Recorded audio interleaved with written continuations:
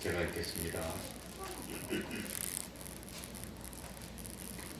마태복음 13장 24절입니다. 예수께서 그들 앞에 또 비유를 베풀어 가라사대 천국은 좋은 씨를 제밭에 뿌린 사람과 같으니 사람들이 잘 때에 그 원수가 와서 곡식 가운데 가라지를 덧뿌리고 갔더니 싹이 나고 결실할 때에 가라지도 보이거늘 집주인의 종들이 와서 말하되 주여 밭에 좋은 씨를 심지 아니하였나이까?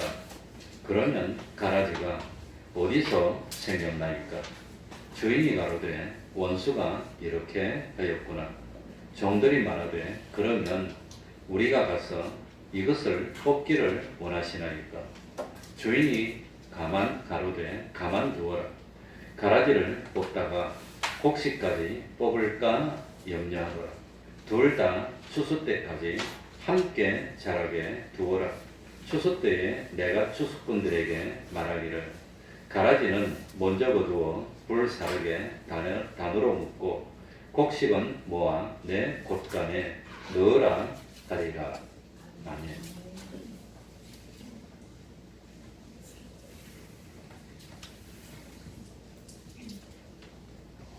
마태복음은 예수님을 왕으로 묘사한다고 그랬습니다. 예수님은 이 땅에 왕으로 오셨습니다.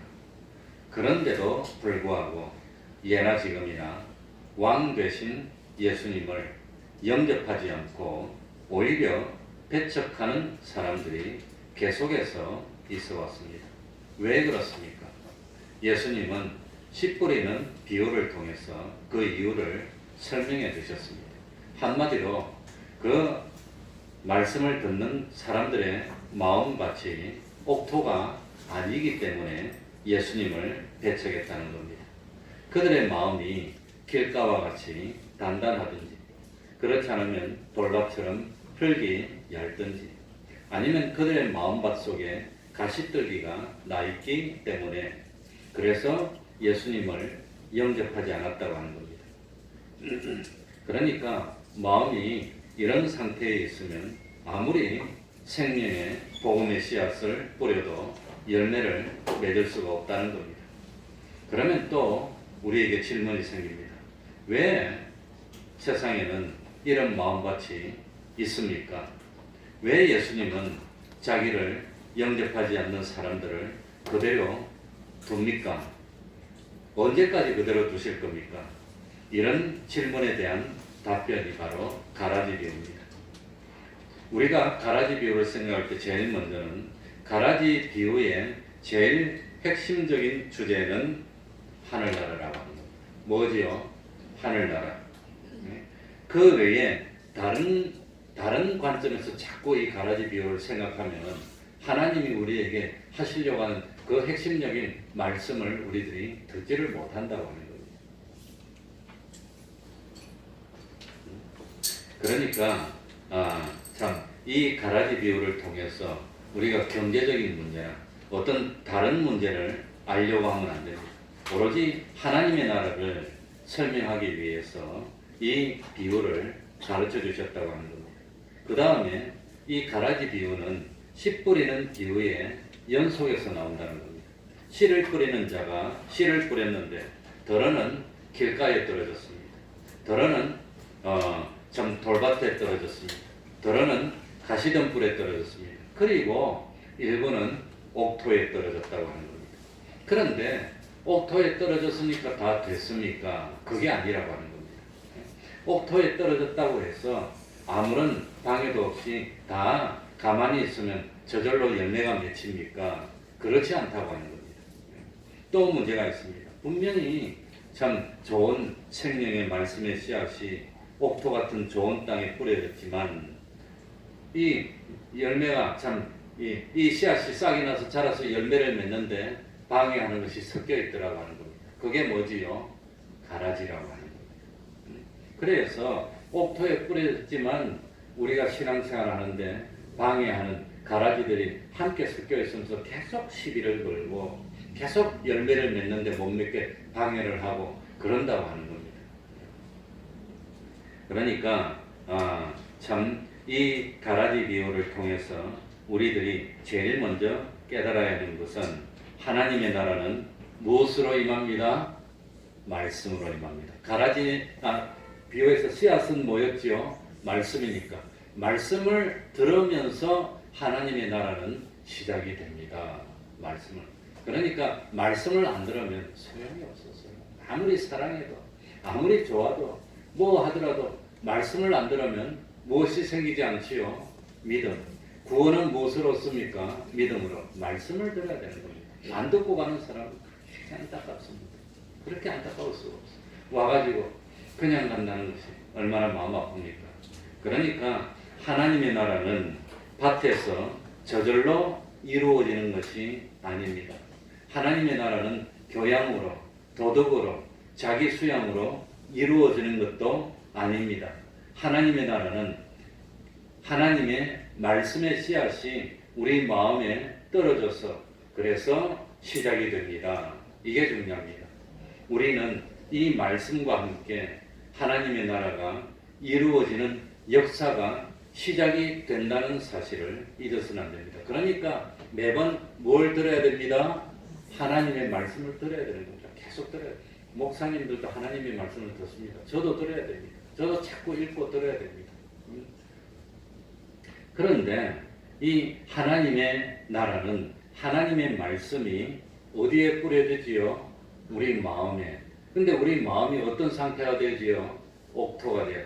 옥토가 됐다고 끝나는 것이 아닙니다. 길가같이 되어서 들었다가 잊어버리고 이 돌밭같이 돼서 들었다가 좀 실행하려 하다가 힘드니까 포기해버리고 그 다음에 좀 가시덤불같이 돼서 들어서 깨닫기도 하고 기쁨으로 하려고 하다가 걱정이 생겨. 세상 걱정이 생겨. 또 뭐가 생깁니까? 또 제게 유혹이 생겨. 그래서 또 실패하고.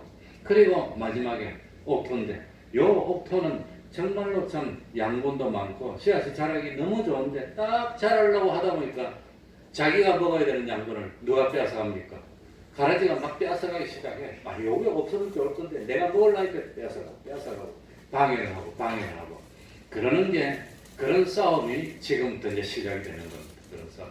그러니까 길가도 이기고 돌밭도 이기고 가시덤불도 이기고 이제 다 되었는데 아니 마지막에 딱 보니까 누가 나타났습니까? 가라지가 나타나서 내가 먹어야 되는 걸 옆에서 그냥 막 방해를 다 빼앗아가는 그런 싸움이 시작이 됐다고 하는 겁니다. 그래서 말씀이 우리에게 오면 그 말씀이 믿어지고 인정이 되어지고 몸을 통해서 두 글자로 뭐 해야 되지요? 순종해야 됩니다. 말씀을 향하여 우리 마음 문이 열려지고 이 말씀이 우리 마음속 깊이 심겨져야 됩니다. 이렇게 되어야 생명의 역사가 시작이 되는 겁니다. 그래서 작은 말씀의 씨앗들이 내 마음에 들어가서 그 말씀이 나를 주장하기 시작하는 겁니다. 그전에는 욕심대로 했는데 감정대로 했는데 이제는 뭐가 나를 자꾸 주장합니까? 하나님의 말씀이 자꾸 그러면 안 됩니다. 이렇게 해야 됩니다. 주장하기 시작하면 역사가 시작이 되는 겁니다. 그러니까 생명의 근원은 땅에 있는 게 아니라 어디에 있습니까? 하늘에 있습니다. 하늘에서 생명의 근원이 되는 말씀의 씨앗이 뿌려지는 겁니다. 뿌려집니다. 그래서 그 씨앗이 싹을 내는 데서 끝나는 것이 아니라 계속 두 글자로 뭐 해야 될까요? 성장. 뭐 해야 될까요? 성장해야 됩니다. 성장. 생명이 있는 믿음이라면 필연적으로 뭐 해야 됩니다? 성장하는 겁니다. 계속 성장하는 겁니다. 이 성장은 하나님의 은혜 아래서만 가능합니다. 그러니까 농사는 땅바닥만 좋다고 됩니까? 햇빛이 들 때는 햇빛이 들어야 되고 바람이 불 때는 바람이 불어야 되고 또 비가 내려야 될 때는 하늘에서 그러니까 땅바닥에 달려있습니까? 하늘에 달려있습니까? 하나님의 은혜 하늘에 달려있습니다. 그러니까 우리의 신앙도 우리들이 성화되는 것도 참 우리 안에 있는 그 참 우리가 문제가 아니라 하나님의 말씀을 듣고 순종하는 게 문제입니다. 말씀. 그러니까 이 성장하다가 언제까지나 성장하는 것이 아니라 때가 되면 이제는 뭘 하지요? 추수를 하는 겁니다. 이제 거둬들이는 겁니다. 추수 때가 있습니다. 마지막 완성의 단계입니다. 봄에 싹을 피워서 여름 동안 그 여름의 혹독한 더위를 견디고 싸워서 이겨서 무럭무럭 자라서 열매가 맺고 가을에 곡식이 다 맺어서 연그러면 마지막에는 뭐합니까? 추수를 한다고 하는 겁니다. 추수를 할 때는 냉정하게 추수하는 겁니다. 추수할 때는 그때 가가지고 그때 가서 기름을 채우니 붓을 피우니 해도 그때는 안 되는 겁니다. 그때는 안 돼요. 그래 지금은 은혜의 때입니다. 그러나 추수해서 심판할 때는 냉정하게 행한대로 그대로 심판하신다는 걸 잊어버리면 안 됩니다. 그러니까 열매는 저절로 열리지 않습니다. 열매는 우연히 열리는 것도 아닙니다. 뜨겁고 더운 긴 여름날 동안 땀을 흘리고 열심히 충실하게 자라서 가을에 찬바람이 불면 열매를 맺힙니다. 행한 대로 열매가 맺히는 겁니다. 열심히 땀을 흘렸으면 열매가 많이 맺히고 열심히 땀을 안 흘리고 적당하게 그냥 시험시험 하면 열매가 조금 열리고 하늘나라 가보면 그 열매는 다를 겁니다. 그러니까 하나님의 나라는 예수 그리스도께서 이 세상에 오심으로 시작이 되고 이루어지고 교회와 함께 복음 전파와 더불어 점점 하나님의 나라가 확장이 되다가 마지막에 주님이 재림하실 때 완성이 됩니다. 개인적으로 보면 태어나서 하나님의 말씀을 듣고 깨달아서 믿음이 생기면 하나님의 나라가 시작이 되는 겁니다.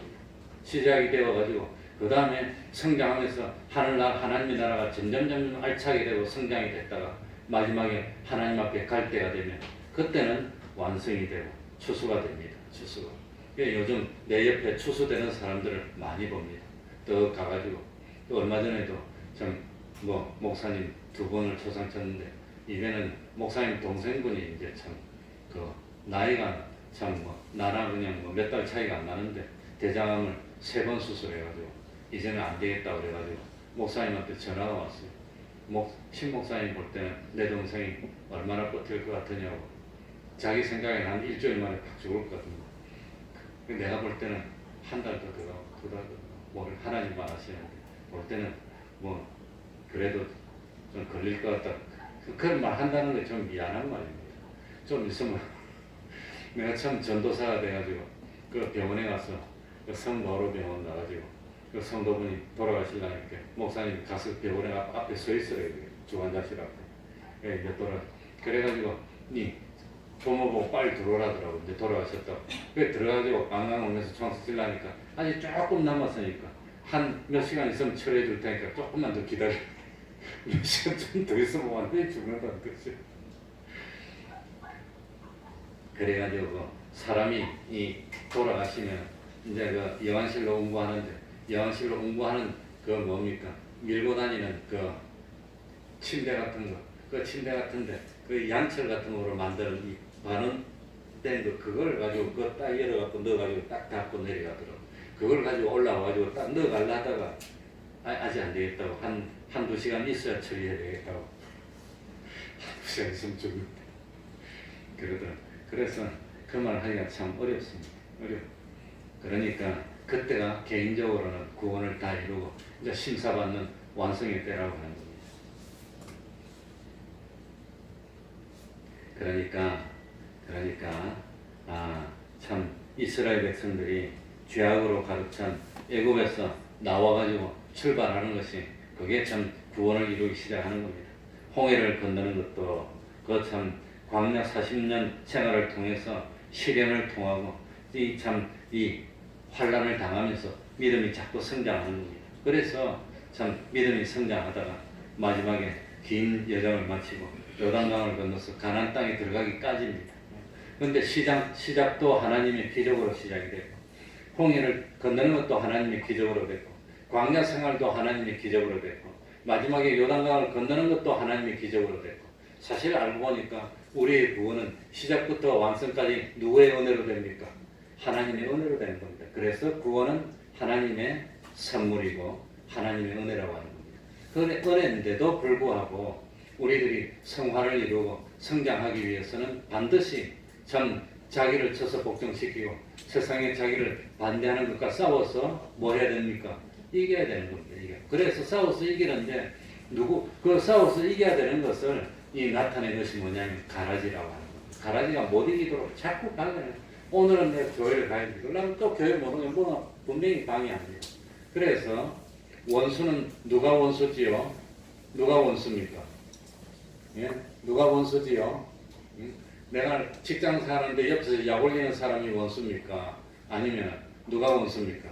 우리가 하나님 앞에서 구원 이루는 걸 방해하는 것이 원수입니다. 교회 가려고 하는데 못 가게 방해하는 게 그게 원수입니다. 그러니 원수가 누가 원수지요? 우리 신앙생활을 방해하는 그게 원수라는 걸 깨달아야 됩니다. 신앙생활. 그래 나는 신앙생활 하는데 제일 방해를 당하는 것이 무엇 때문에 방해를 당합니다. 그거 알고 있어. 그게 자기 신앙생활을 못하게 하는 원수라고 하는 겁니다. 그게 원수입니다. 그래서 우리들이 성장하는데 성화되는데 참 자기가 구원을 이룬 것처럼 느끼는 그런 힘든 자기 참 투쟁 그런 순종 행위가 없이는 성장이 없는 겁니다. 하나님의 은혜로 되는데도 불구하고 광야에 이스라엘 백성이 가면서 얼마나 그 광야 가기 힘듭니까?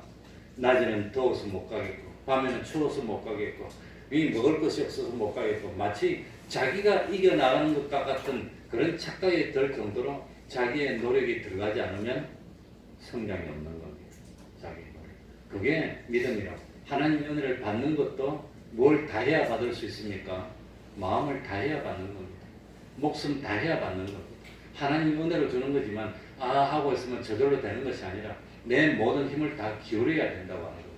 그러니까 힘듭니다. 힘듭니다.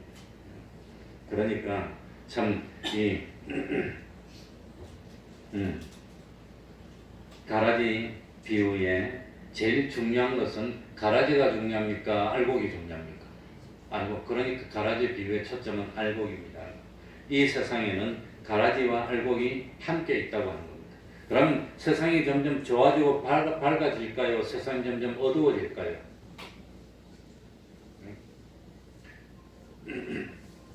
성경에 보면은 악한 자는 주님이 오실 때가 되면 점점 어떻게 되고 악해지고 선한 자는 주님이 오실 때가 되면 점점 어떻게 되고 선하게 되고 양극으로 다가가는 거예요. 주님이 오실 때가 되면 세상은 죄악이 더 많아지고 더 많아지고 죄를 더 짓고 더 짓고 그렇게 되고 선한 사람은 이 죄악이 많은 가운데 끝까지 신앙을 또 지키고 또 지키고 적은 숫자지만 그래서 선한 사람은 점점 선하게 되고 악한 사람은 점점 어떻게 되고 악하게 되고 그렇게 되는 겁니다. 그렇게 되는 겁니다.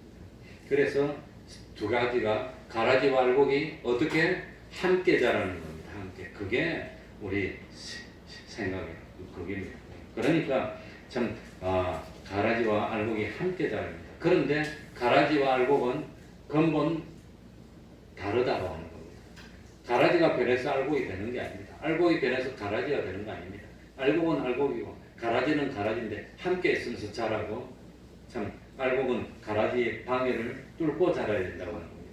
그러니까 선은 선한 대로 있고 악은 악한 대로 있고 있는데 우리는 참 아직까지 하나님의 택함을 받았지만 참 안 믿고 있는 그런 사람들이 누구인지 모르기 때문에 항상 사랑하면서 말씀을 전해야 된다고 합니다. 그래, 참 미국의 미국 사람들이 신대륙에 가가지고 인디안들이 살고 있는 땅을 사실은 다 빼앗았어요. 다 빼앗아. 그래가지고 나도 메이플라워호라는 책을 보니까 청교도들이 미국에 가가지고 정착하는 과정을 나오는데 결국은 처음에는 청교도들이 인디안들을 살고 있는 땅에 요만큼 점령하고 이 인디안들은 요만큼 물러나가지고 서로 불가침 조약을 맺고 그 다음에 인정해주고 같이 살다가 백인들이 불가침 조약을 깨뜨리고 침공해가지고 빼앗습니다. 결국은 미국 땅을 백인들이 다 빼앗고 아프리카 아니지 아메리카 인디안들은 다 쫓겨와서 산에 살아요. 그래서 미국 영화 보면 인디안들은 다 어디 살고 있습니까? 산속에 살고 있는데 원래 산에 사는 게 아니라 좋은 땅에 살다가 백인들한테 총 쏘니까 빼앗겨서 도망가고 산속으로 갔어. 그래가지고 미국 사람들이 다 장악하고 잘 살고 난 뒤에 미안한 거예요. 그래가지고 이 사람이 원래 이 땅에 살고 있던 인디안 후손이라는 것만 증명이 돼서 등록하면 태어나서 죽을 때까지 살 수 있도록 땅도 주고 돈도 주고 그냥 그 다음에 일 못하더라도 연금도 줘서 평생 살 수 있는 돈을 다 대어줬답니다. 나한테 대어줬으면 내가 잘 살 것 같은데.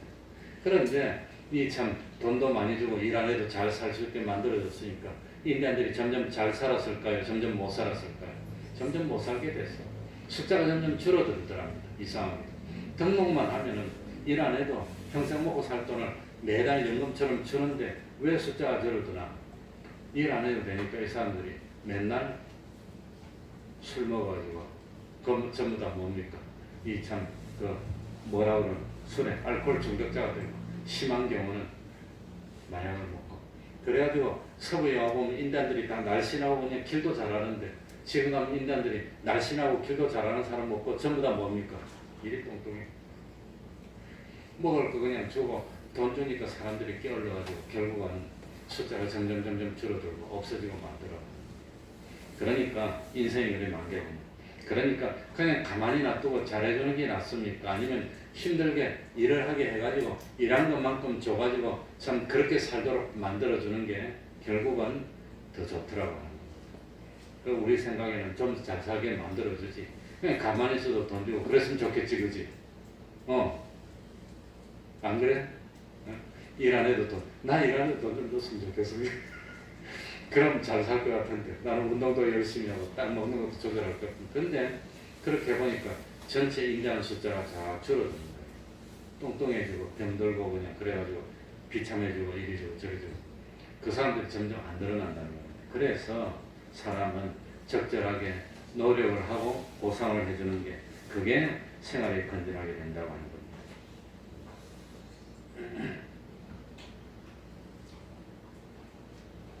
그래서 우리 예수 믿는 사람도 아무런 어려움 없이 가만히 살게 한 것이 아니라 우리 가운데 누가 섞여 있겠단 말입니까? 가라지가 섞여 있게 됩니다. 가라지. 그래서 첫 번째, 밭에는 곡식도 있고 무엇도 있습니다. 가라지도 있습니다. 이 세상에는 선악이 공존하는 겁니다. 선만 있는 것도 아니고 악만 있는 것도 아니고 선악이 함께 있으면서 그러면서 주님 오실 때 되면 악한 사람은 더 악하게 되고 악한 사람이 많습니까? 선한 사람이 많습니까? 악한 사람이. 왜? 넓은 길로 가는 사람은 많고 좁은 길로 가는 사람은 적어요. 그 대신 주님이 올 때가 되면 악한 사람은 더 악하게 되고 선한 사람은 그 가운데서도 힘들어도 믿음을 지키고 그래가지고 아하방 때도 엘리야가 뭐라 그랬습니까? 자기 혼자인 줄 알 만큼 없다고 생각했는데 그래도 7,000명이 있더라고. 그 7,000명 있지만 나머지는 수십만 명이 넘으니까 얼마 안 되는데. 그러니까 참 이 세상에는 참 알곡도 있고 누구도 있습니다. 가라지도 있습니다. 우리 주변에 가라지도 있습니다. 그걸 잊어버리면 안 됩니다. 우리 주변에는 항상 가라지도 있습니다. 가라지가 있다고 하는 겁니다. 그러니까 우리가 알고 있는 대로 어부가 물고기를 잡을 때도 물고기가 육식성 물고기가 많아요. 특히 그 뭡니까? 육식성 물고기 중에 대표적인 되는 게 내가 아주 좋아하는 아구입니다. 아구는 고기가 요거만한데 입만 요리 크거든요. 그래가지고 아구집에 가서 아구를 먹다 보면 아구를 딱 보면은 속에 작은 고기가 꽉 찼어요. 그러니까 큰 물고기가 잡은 물고기를 잡아먹는데 이 배 속에 배를 타면 어부들이 이 물고기를 잡아서 배 안에 있는 물속에 있는 창고에 집어넣는데 거기에 같이 집어넣어요. 그 다음 문어는 뭐 먹고 살까요? 문어는 작은 물고기 같은 거 잡아먹어. 그래가지고 어창에 문어도 있고 큰 물고기도 있는데 다른 작은 물고기 잡아서 잡아놓으면 이 물고기가 있어도 싱싱하대. 그냥 작은 물고기만 넣어놓으면 나중에 죽고 둥둥 떠고 이러는데 이 문어라든지 큰 물고기, 아구 같은 게 딱 있으면 이 자기를 잡아먹을까봐 도망가는 거예요. 시고면 도망가고. 그래가지고 이 물고기가 항상 긴장해 있다 보면 나중에 무태까지 나와도 물고기가 싱싱하다는 겁니다. 그러니까 하나님이 우리에게 좋은 일만 있는 것이 아니라 무엇도 함께 어려운 일도 함께 있으면서 항상 기도하게 만들고 또 기도하게 만들고 그것 때문에 고민하고 기도하게 만들고 힘들어도 막 견디다 보니까 면역력이 생기고 견디고 그래서 참 사람이 그냥 구원을 이루도록 만들었다고 하는 겁니다. 그래서 밭에는 알곡만 있는 것이 아니라 무엇도 있습니다. 가라지도 있습니다. 두 번째 더 중요한 것은 가라지를 뽑아야 됩니까? 가라지를 놔둬야 됩니까? 놔두라고 하는 겁니다. 우리는 가라지를 뽑아내는 추수꾼이 아닙니다. 추수꾼이 아니라고 하는 겁니다. 그래서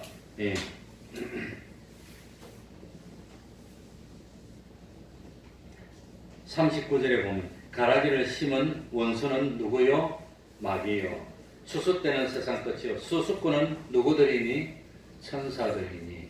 우리는 추수꾼이 아닙니다. 그러니까 우리가 옆에 보고 저 사람 때문에 힘들어서 안 되겠다. 저 사람을 뭐 합시다?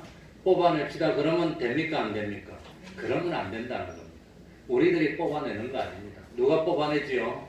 천사들이 뽑아냅니다. 그러니까 우리들은 참 가라지 같은 사람이 누가 가라지인지 우리는 모릅니다. 우리는 너는 가라지야 그런 말 하면 안 됩니다. 그러니까 하나님 앞에 가라지를 뽑아내게 해주세요. 그렇게 기도하는 것이 아니라 우리 예수님은 우리를 괴롭히는 가라지 같은 사람이라도 뭐 하라 그랬지요? 사랑하라. 원수를 뭐하라? 사랑하라는 겁니다. 사랑하라. 그러니까 가라지 10개를 뽑는 것보다도 알곡 하나를 귀중하게 여기는 주님이시라고 하는 겁니다. 그러니 가라지 10개를 뽑다가 알곡 하나 뽑으면 안 되니까 가만두는 겁니다. 그러니까 가라지가 옆에 많이 있는데 알곡이 하나 클라면 얼마나 힘듭니까? 그러니까 발버둥을 치고 클라고 막 노력을 하고 그래가지고 하는 겁니다. 옥토가 많습니까? 옥토는 4분의 1입니까? 옥토는 뭐 몇 분의 1인지 모르지만 길가도 있고 돌밭도 있고 가시덤불도 있고 옥토는 확률적으로 보면 4분의 1인데 실제로는 더 작을지 몰라. 얼마나 됐어. 그러니까 우리는 추수꾼이 아니기 때문에 가라지를 뽑으려고 노력하지 말고 가라지 틈에서 내 신앙을 지키려고 노력하면 됩니다. 그러니까 저 사람은 어찌 됩니까? 남 탓할 필요 없고 누구 신앙만 지키면 됩니다. 자기 신앙. 힘들수록 자기 신앙 지켜라. 누가 뭐라 하더라도 나는 내 신앙을 지키겠습니다. 자기 신앙 지켜라. 그게 중요합니다.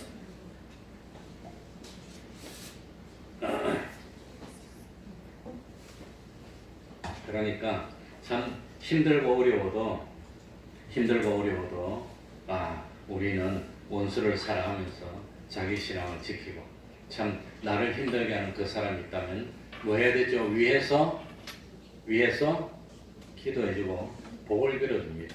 근데 복을 빌어주는 게 사실 자기를 복되게 하는 겁니다. 그 사람을 복을 빌어줬는데 그 사람이 회개하고 복받기에 합당하면 자기가 복받을 거고 내가 기도해서 그 사람 복받고 잘 되면 그건 나한테 수입입니다.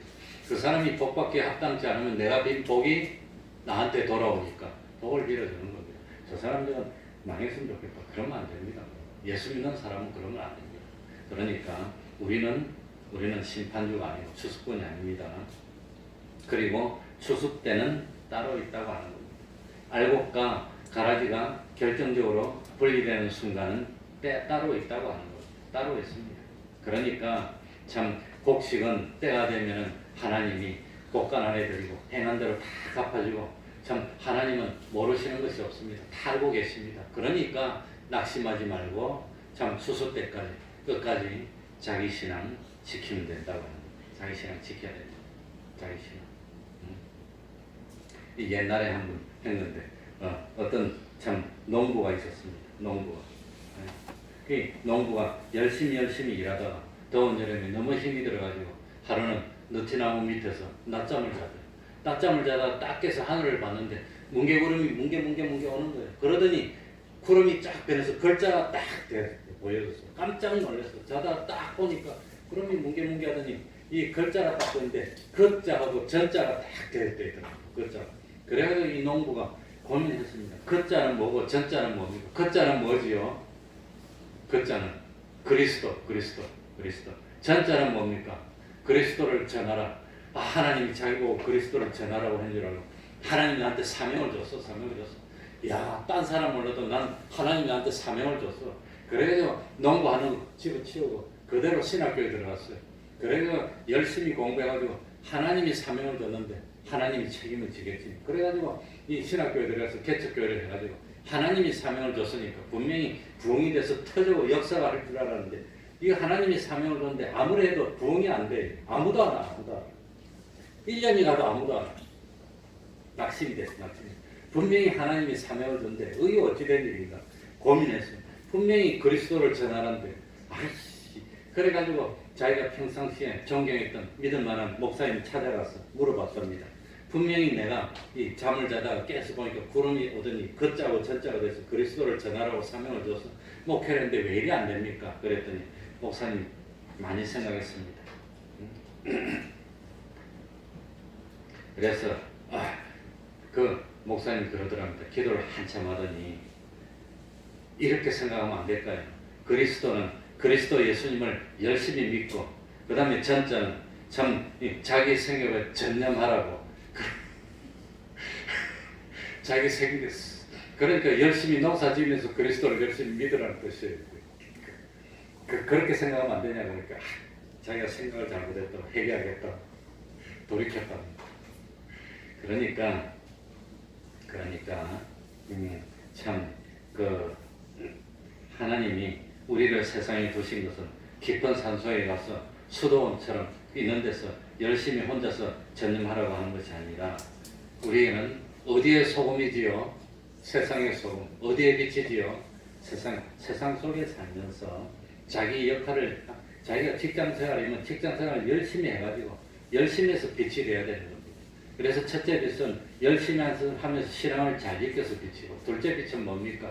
참 열심히 하면서 자기 도리를 잘 해가지고 부모에게 참 효도하고 또 뭐 참 자기 할 일을 잘해서 그래서 빛이고 세 번째는 참 일에 성실하게 하면서 빛이 되는 것. 그게 우리가 할 일이지 다른 거 아니라고 하는 겁니다. 그러니까 참 우리 신앙을 방해하는 가라지는 우리 주변에 많이 있습니다. 있는 줄 알고 힘든 가운데서 신앙을 지켜서 하나님이 기뻐하는 열매를 맺는 우리가 되어야 되겠습니다. 기도하겠습니다. 하나님 아버지, 길가도 이겼습니다. 돌밭도 이겼습니다. 가신 덤불도 이겼습니다. 이제는 열매를 많이 맺기만 하면 되는데 그런데